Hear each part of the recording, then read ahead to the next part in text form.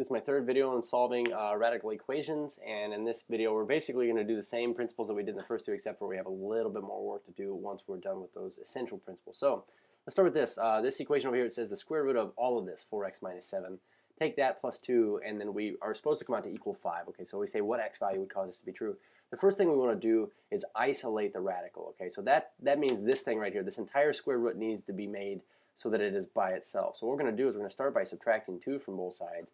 And what we end up with is this. We say the square root of 4x minus 7, all of that is equal to 3. And so now that we've isolated the base, what we're going to do is we're going to exponentiate both sides, or we're going to raise both sides to the same power such that this would go away. So I say, well, this is a square root, so we'll square both sides. And the interesting thing is you end up with this. We say 4x minus 7 alone is equal to 3 squared, which is 9. So now all we need to do is isolate x. Okay, so we say 4x is equal to 16, and if, not that we have to get an integer value, we could get a rational value or a decimal, but in this case we get x equals 4. So really quickly, I want to be sure that I'm getting the right answer here.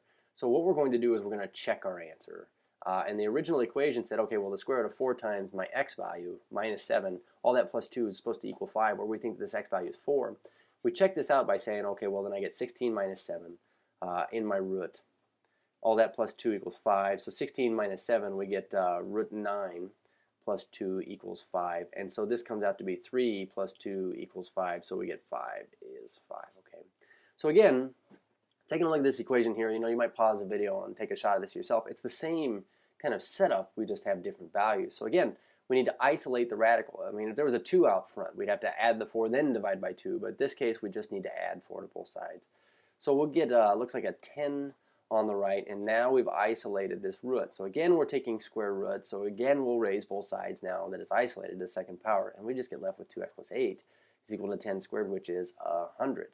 And now we can just finish isolating for x. So if 2x is equal to 100 minus 8, which is 92, that's even. That's good also, because I like integer values, and so that means that this comes out to be an integer. So 46, and again, what I want to do is check this. So I get 2 times x plus 8, all of that minus 4 comes out to be 6. Well, let's check this. We say plug in 46. I get 2 times 46 is 92, so 92 plus 8 in there, minus 4 is 6.